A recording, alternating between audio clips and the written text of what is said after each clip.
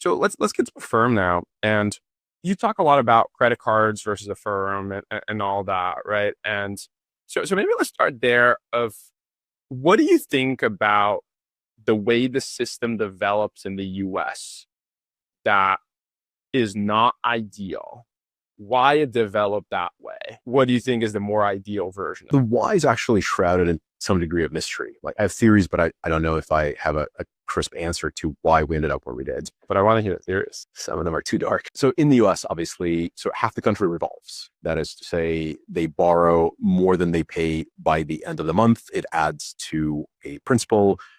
Interest compounds into principal with some compounding period. And generally speaking, if you are in some degree of credit card debt and you're not paying off at least some number that's actually fairly hard to compute, your total debt will grow as an exponential function, which I think is very problematic in a handful of ways. And somewhat unique to the US, right?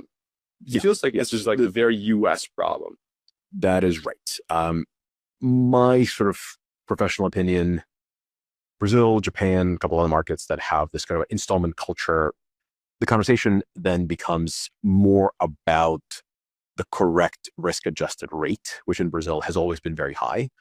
And you can debate whether it's too high, maybe it should be lower, maybe the sort of government sponsored monopolies were too successful in keeping competitors out. But all things kept equal, the first bar I think you have to clear when you're building a lending product is, does the borrower understand what they're getting into? Like if you are coming in to borrow money, the easiest bar to meet is, does the person understand the total cost of credit? And in the US, the system has evolved or devolved to absolutely unequivocal no. You have no idea if you'll ever pay it off. You don't really have a clue how much it's going to cost you. And you don't even know what, like the rough expectation. Like when somebody would ask majority of Americans when they swipe, $500 expensive purchase at filling your favorite retailer, like, when do you think you'll be done paying this off?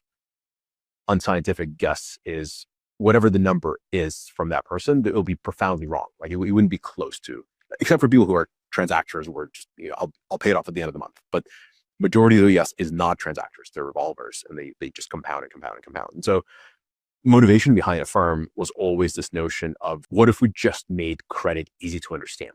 Like what if we made it so much simpler? And